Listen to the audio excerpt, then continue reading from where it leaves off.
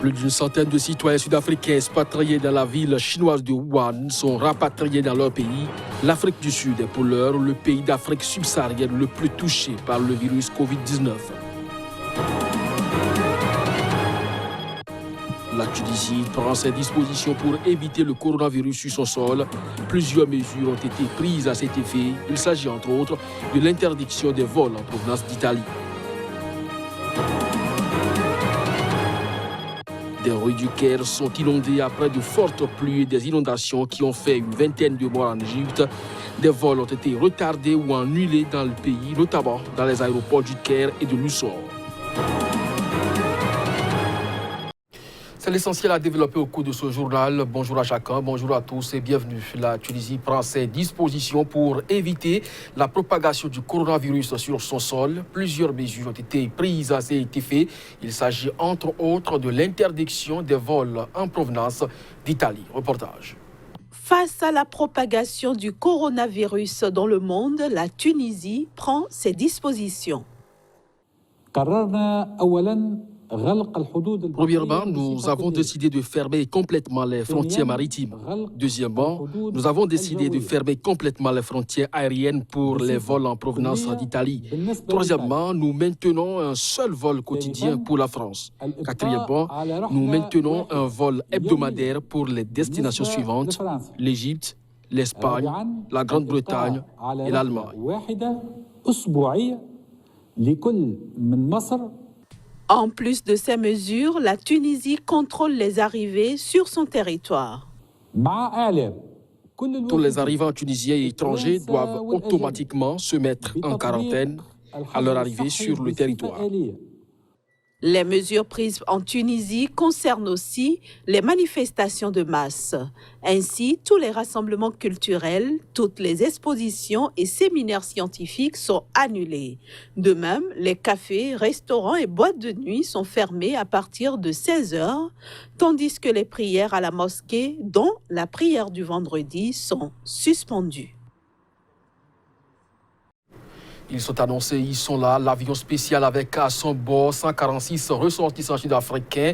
Pour la plupart des étudiants et des enseignants a atterri autour de 10 h GMT ce samedi.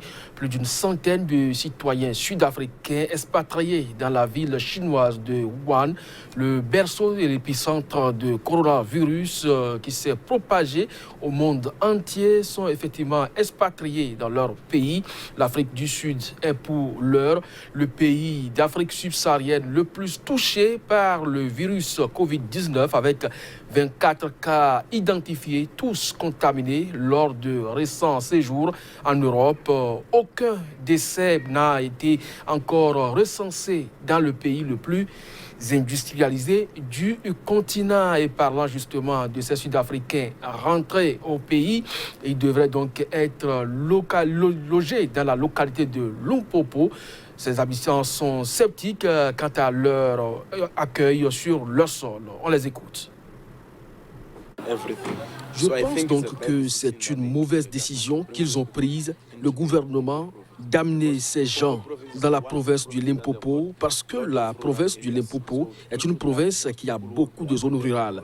C'est pourquoi la plupart des gens seront touchés dans les zones rurales. Ils ne peuvent pas suivre ou se rendre dans une clinique où ils peuvent obtenir de l'aide rapidement.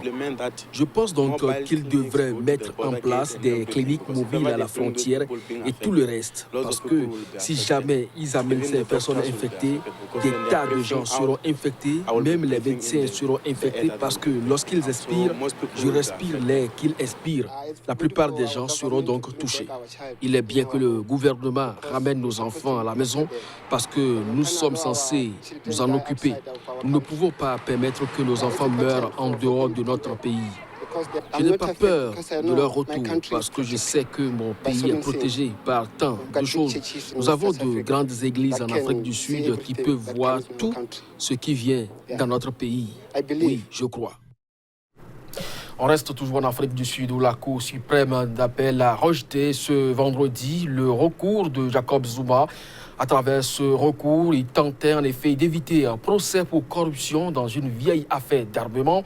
Après cet échec, l'ancien président a encore la possibilité de faire appel auprès de la Cour constitutionnelle, la plus haute juridiction du pays. Cette affaire hante Jacob Zuma depuis 2 décennies et n'en finit pas de connaître des rebondissements. L'ancien chef de l'État avait récemment saisi la Cour suprême d'appel après le refus de la Haute Cour de Pietermaritzburg d'annuler les poursuites le visant dans ce dossier. Un recours qui vient d'être rejeté selon un bref jugement rendu ce vendredi par la Cour suprême d'appel. Au pouvoir de 2009 à 2018, l'ancien président est accusé d'avoir touché environ 216 000 € de pots de vin de la société française Thales dans le cadre d'un énorme contrat d'environ 275 milliards d'euros attribué en 1999. À l'époque, il était encore vice-président de l'Afrique du Sud. Le mois dernier, Jacob Zuma s'était fait porter pâle lors d'une audience préliminaire à son procès. La justice avait alors émis des doutes sur l'authenticité du certificat médical fourni par ses avocats et avait décidé d'émettre un mandat d'arrêt différé contre l'ancien président qui sera valide à compter du 6 mai prochain s'il ne se présente pas au tribunal à cette date. Après son revers essuyé ce vendredi, Jacob Zuma a encore la possibilité de faire appel auprès de la Cour constitutionnelle, plus haute juridiction du pays. Longtemps réputé inatteignable, Jacob Zuma a été poussé à la démission de la présidence sud-africaine en février 2018, emporté par de nombreux scandales de corruption. Je vous le disais en titre, des rues du Caire sont inondées après de fortes pluies et des inondations qui ont fait une vingtaine de morts. En Égypte, des vols ont été retardés ou carrément annulés dans le pays, notamment dans les aéroports du Caire et de la ville touristique de Luxor. Reportage. De fortes pluies et des inondations ont fait une vingtaine de morts en Égypte, a annoncé vendredi le gouvernement. Les intempéries ont fait une vingtaine de morts à l'échelle nationale, a indiqué le Premier ministre Moustapha Madbouli dans un communiqué publié sur la page Facebook de son cabinet. L'Égypte n'a pas connu de telles conditions climatiques depuis 35 ou 40 ans, a-t-il ajouté après plusieurs jours de fortes pluies et de vents violents s'abattant sur l'ensemble du pays. Madbouli a ordonné à tous les responsables des gouvernorats du pays de fermer les écoles et les universités samedi. D'après un responsable de la sécurité, 5 personnes ont péri dans le district de Zarayeb, au sud du Caire, lorsque des pluies violentes ont emporté leurs maisons. Les secours cherchent d'autres corps selon ce responsable. Le site internet du journal gouvernemental Akhbar Al-Youm a annoncé de son côté la mort de 2 personnes électrocutées jeudi au Caire. Ces intempéries doivent durer jusqu'à samedi selon les services météorologiques.